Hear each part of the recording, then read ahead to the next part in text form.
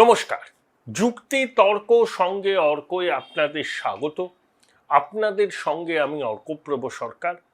আপনাদের স্বনির্বন্ধ অনুরোধ, channel subscribe করবেন, থ্যাঙ্কস বাটনে ক্লিক করতে ভুলবেন না। 1967 সালে স্বাধীনতার পর 20 বছর পর ভারতবর্ষের 9টি রাজ্যে কংগ্রেস ক্ষমতাচ্যুত হয়।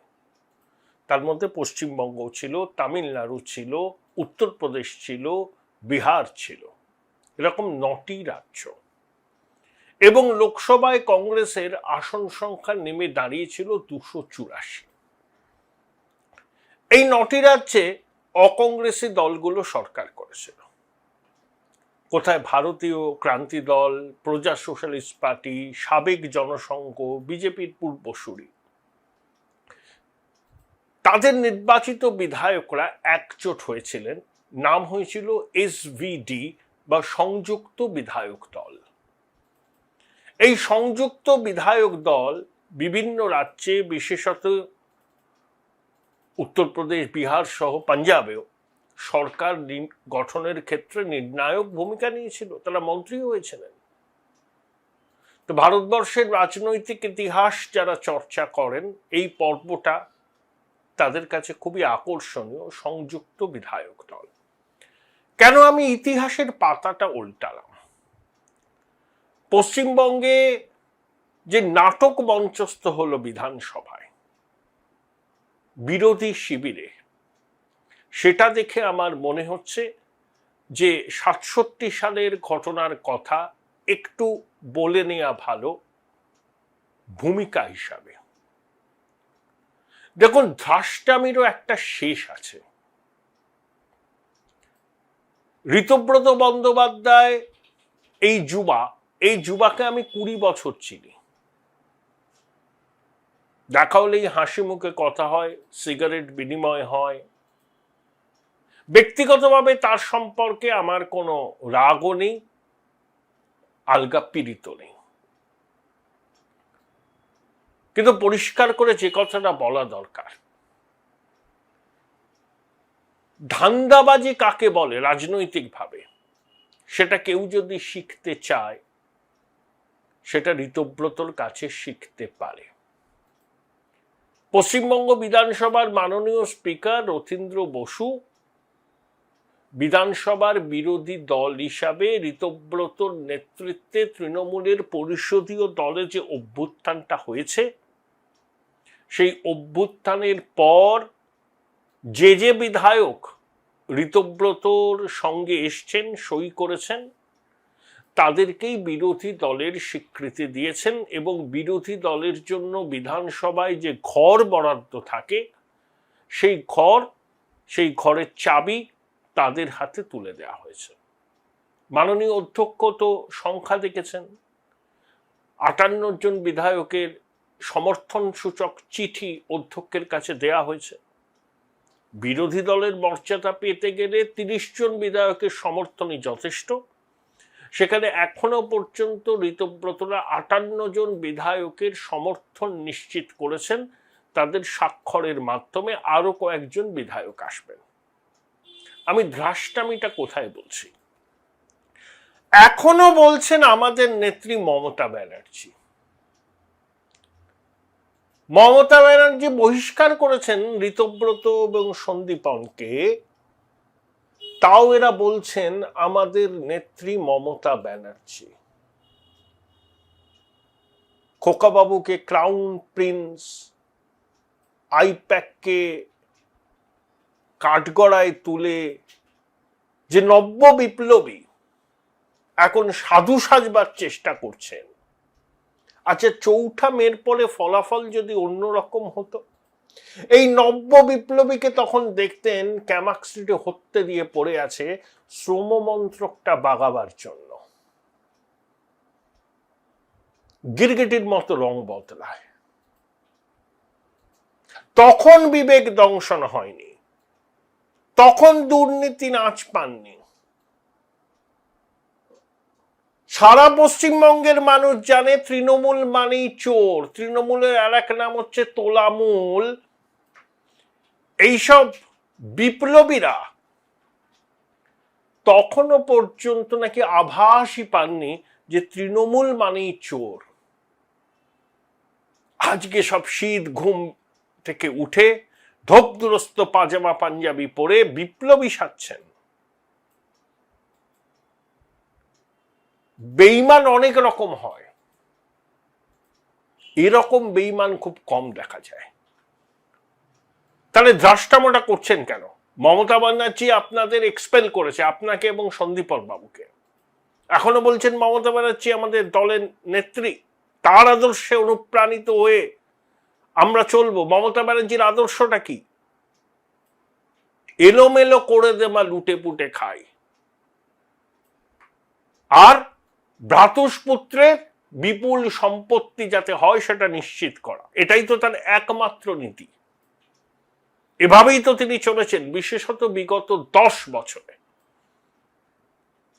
তাকে আপনি বলছেন আমাদের নেত্রী, আমরাই আসল তৃণমূল। আরে বাংলা চায় তৃণমূল মুক্ত হোক। তৃণমূল একটা ক্যান্সারের মতো বাংলায়। ক্যান্সারের ঘা হলে সার্জারি করে সেই ঘাটাকে সরিয়ে দিতে হয়, তাহলে রোগী বেঁচে যায় আর্লি ডিটেক্ট হলে। তৃণমূল তো বাংলার রাজনীতি এবং সমাজনীতিতে একটি ক্যান্সারের মতো। জনগণ গণতান্ত্রিক থাপ্পড় দিয়ে তৃণমূলকে ক্ষমতাচ্যুত করেছে। আপনাদের বিবেক দংশন হচ্ছে, এখন এইসব কথাগুলো বলছেন। মমতা ব্যানার্জি আপনাদের দুজনকে এক্সপেল করেছেন, তারপরে মাননীয় অধ্যক্ষের ঘরে গিয়ে চিঠি দিয়ে বলছেন আমরাই আসল তৃণমূল, আমাদের নেত্রী মমতা ব্যানার্জি, যার একমাত্র নীতি হলো এলোমেলো করে দাও, লুটে পুটে খাই, আমি খাবো, আমার ভাইরা খাবে, আমার ভাইপো খাবে। দুর্নীতির মহাসাম্রাজ্য প্রতিষ্ঠা করেছে তিনি, এখনো আপনার নেত্রী, আপনাদের নেত্রী। সত্য সেলুকাস, কি বিচিত্রই দেশ। দিনে সিপিএম, রাতে কংগ্রেস। দিনে সিপিএম, রাতে তৃণমূল কংগ্রেস। এই যুবা নেতাটি তো তাই ছিলেন। এখন সততার মূর্ত প্রতীক হয়ে আবির্ভূত হয়েছেন। কেন বলতে পারলেন না আমরা যারা আসছি, হ্যাঁ তৃণমূলের টিকিটে আমরা নির্বাচিত হয়েছি ঠিক, কিন্তু মানুষ তৃণমূলের চুরি, জোট চুরি, খুল্লা সংখ্যালঘু তোষণের বিরুদ্ধে মুখ খুলেছেন, গণতান্ত্রিক উপায়ে তাদের রায় জানিয়েছেন। আমরা হেরে গেছি, আমাদের এখন পাপস্খলনের সময়, তাই তৃণমূলের সঙ্গে কোনো রকম সংস্রব আমরা রাখবো না।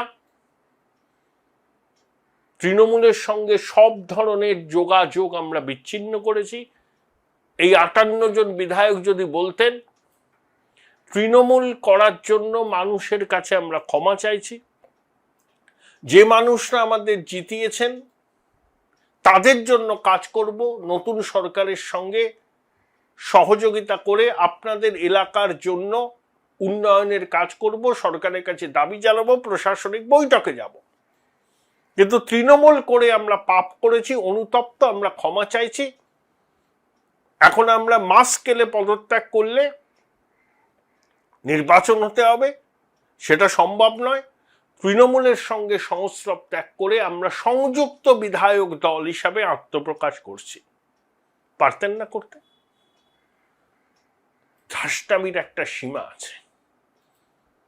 এত লোভ, কেন্দ্রীয় নিরাপত্তা পাবেন, বিরোধী দলনেতার অফিস হবে, আপনার বিরুদ্ধে অনেক কেস কামারি আছে, সেগুলো যাতে নতুন সরকার খুঁচিয়ে না তোলে তার জন্য তদবির করবেন, সব আমরা বুঝি।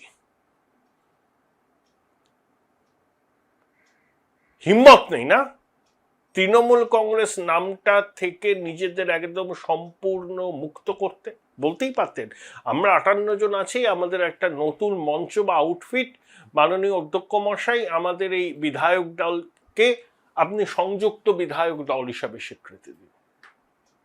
বলছিল আমরাই তৃণমূল, তাহলে বিরোধী দলনেতার ঘরের মাথার উপর শ্রীমতী ভয়ঙ্করীর ছবি থাকবে তো, নাকি সে ছবিটা সরিয়ে দেবেন? কি করতে চাইছেন আপনারা? কি করতে চাইছেন?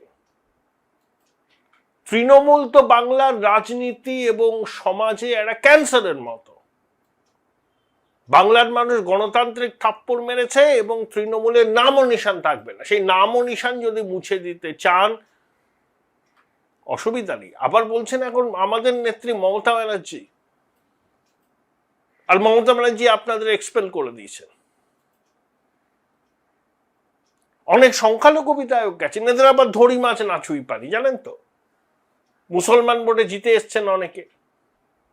কোলাকুলি বিজেপির সঙ্গে যাও, এদের কাছে মনে হচ্ছে আত্মহত্যার সামিল। তাই তৃণমূলের ছাপটা গায়ে রেখে দোআঁশলা হিসাবে ঘুরে বেড়াবো। এদিকেও আছি, ওদিকেও আছি। বিধানসভার ভিতরে বলবো আমি তৃণমূল, বাইরে গিয়ে বলবো আমি তৃণমূল নই। কি চমৎকার! হিম্মত যদি থাকতো অন্য নাম দিতে, নিজেদের তৃণমূলের প্রতিনিধি বলে দাবি করতেন না। মানুষ সব ধরে ফেলে, জানেন তো। মানুষকে বোকা বানাচ্ছেন।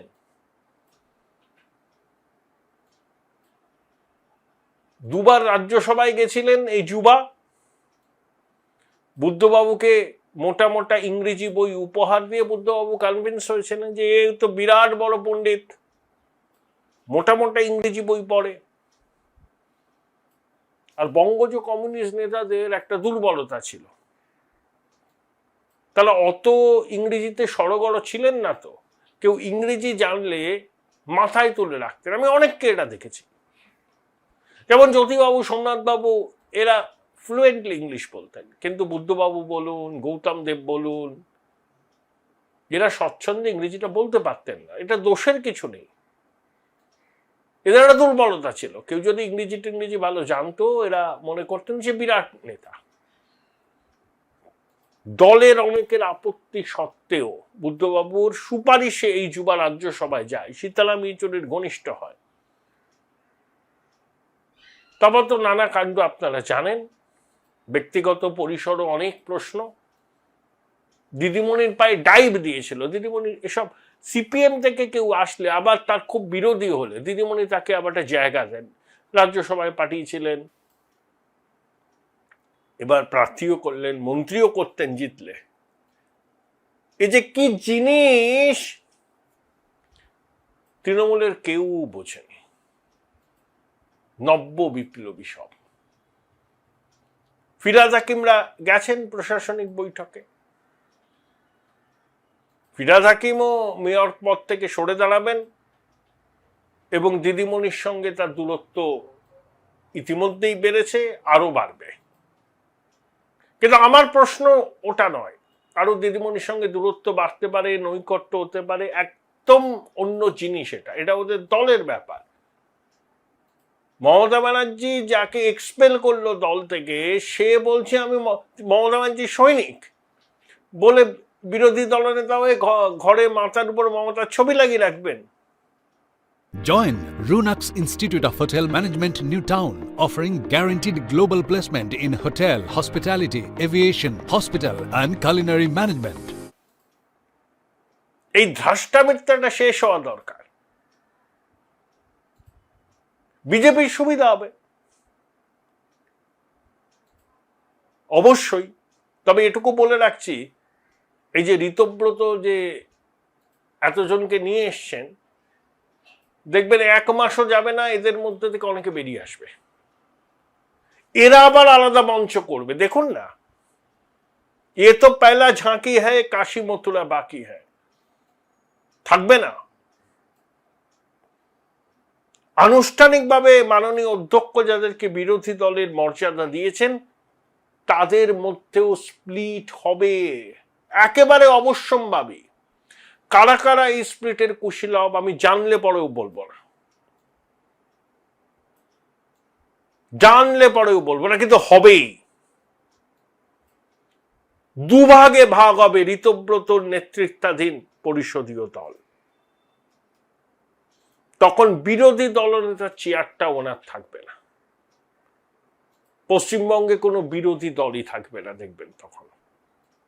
ঋতব্রতর নেতৃত্বাধীন ধরুন 20 জন, অন্য একজনের নেতৃত্বাধীন ধরুন 20 জন, আর একজনের নেতৃত্বাধীন ধরুন 20 জন, হচপচ। কংগ্রেস দরজা খুললে একদল লোক কংগ্রেসে বেরিয়ে যাবে, বিজেপিতে যাওয়ার জন্য পা বাড়িয়ে আছে অনেকে, বিজেপি দরজা খুলবে না, কিন্তু কংগ্রেস খুলবে। তাহলে এই পরিষদীয় দল এটা হচ্ছে খুব অস্থায়ী। বিরোধী দলনেতার পদটাও অস্থায়ী, কারণ আমাদের এখনকার বিরোধী দলনেতার কোনো রাজনৈতিক বিশ্বাসযোগ্যতাই নেই। একটা পরিস্থিতি এই একটা অ্যারেঞ্জমেন্ট তৈরি করেছে, কয়েকটা মাস যেতে দিন, অতদিনও লাগবে না, এই পরিষদীয় দলে ভাঙন হবে। বিরোধী দলনেতা হিসাবে এই যুবা থাকতে পারবে না। খুব শখ, পদে থাকবো, নিরাপত্তা রক্ষী নিয়ে ঘুরবো, কেন্দ্রীয় বাহিনীর জওয়ান আমার সুরক্ষা দেবে, আর মোহ পদের প্রতি, মানে সবাই শুভেন্দু অধিকারী হতে পারেন না। 2020 সালে শুভেন্দুবাবু সবকিছু ছেড়ে দিয়ে বিজেপিতে এসেছিলেন, অনিশ্চিত ভবিষ্যৎকে আহ্বান করেছিলেন। ভালোই তো ছিলেন তৃণমূলে, ক্ষমতা কম ছিল নাকি তার? 3টে দপ্তরের মন্ত্রী, হলদিয়া ডেভেলপমেন্ট অথরিটির চেয়ারম্যান, 2 মেদিনীপুর ঝাড়গ্রামে একচ্ছত্র ক্ষমতা তার। তৃণমূল চেষ্টাও করেছিল শুভেন্দুকে দলে ধরে রাখতে, কিন্তু চলে এসছিলেন, সব ছেড়ে এসছিলেন, অনিশ্চিত ভবিষ্যতে আহ্বান করেছিলেন। এদেরকে দেখুন, এদেরকে শুধু দেখুন, কম্পেয়ার করুন। শুভেন্দুবাবুর সঙ্গে এদের কম্প্যারিজন হয়ই না, কিন্তু লোভটা আপনি শুধু দেখুন। দল তাড়িয়ে দিল, বলছে আমি মমতা ব্যানার্জির সৈনিক, দিদির আদর্শেই চলবো। দিদির আদর্শ হচ্ছে তো চুরি করা, ডাকাতি করা, সেই আদর্শে চলবেন। সাহস থাকলে বলতেন আমরা তৃণমূলে নেই, আমরা আলাদা, তৃণমূলের সঙ্গে আমাদের কোনো যোগ নেই, আমরা সংযুক্ত বিধায়ক দল। হিম্মত থাকলে বলতেন, কিন্তু মেরুদণ্ডটা তো সোজা নয়। ধান্দাবাজি করলে কি মেরুদণ্ড সোজা থাকে? এত যদি দাগ থাকে না সবকিছুর মধ্যে, মাথা উঁচু করে কোনো জিনিস করা যায় না। যাই হোক, দেখুন অনেক চমক অপেক্ষা করে আছে, অনেক খবর আমিও তো রাখি, সব খবর এখন প্রকাশ করব না। ঠিক সময়ে আপনারা জানতে পারবেন কি হতে চলেছে। উচ্চ মাধ্যমিকের পর উজ্জ্বল ভবিষ্যৎ গড়তে NCHMCT পর্যটন দপ্তর, ভারত সরকারের hospitality and hotel management, Paschimbanga সরকারের মাকাউটের BBA BCA, fashion design, aviation tourism, culinary arts পড়ো SBI HM কলেজে। স্টুডেন্ট ক্রেডিট কার্ড ও ব্যাংক লোন পাবে SBI HM এ পড়লে। কোর্সের শেষে SBI HM দেশ ও বিদেশে চাকরির ব্যবস্থা করে থাকে। SBI HM হলো পশ্চিমবঙ্গের সেরা ম্যানেজমেন্ট কলেজ। SBIHM.com। বোলপুর শহরের কোলাহল থেকে মাত্র 20 মিনিট দূরেই রয়েছে সুন্দর রিসর্ট, যেখানে পেয়ে যাবে স্পেশিয়াস আর এস্থেটিক্যালি ডিজাইন রুম। তোমরা যারা গ্রুপে যাও তাদের জন্য আছে কমফোর্টেবল গ্রুপ স্টে অপশন, আর কাপলদের জন্য রয়েছে লাক্সারিয়াস সুইট রুম, তার উপর আবার ফ্ল্যাট 10% অফ। এখানে প্রকৃতির মাঝে তোমরা পেয়ে যাবে একটা সুন্দর সুইমিং পুল, ছোটদের জন্য প্লে এরিয়া আর একটা এস্থেটিক সেলফি কর্নার। প্রপার্টিটা পুরোটাই পেট ফ্রেন্ডলি, আর এখানে আছে অনেক কিউট ছোট ছোট র্যাবিটস। সকালের ব্রেকফাস্ট থেকে ডিনার পর্যন্ত পেয়ে যাবে একদম হোমলি কমফর্ট ফুড, যা এক কথায় অসাধারণ।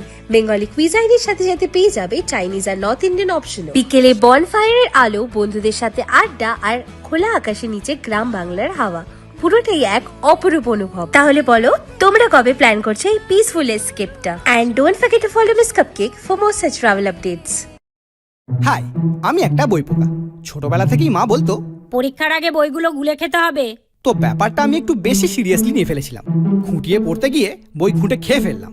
তাও ক্লাস 11-এর 2টো সেমিস্টারে একটাও কমন পেলাম না।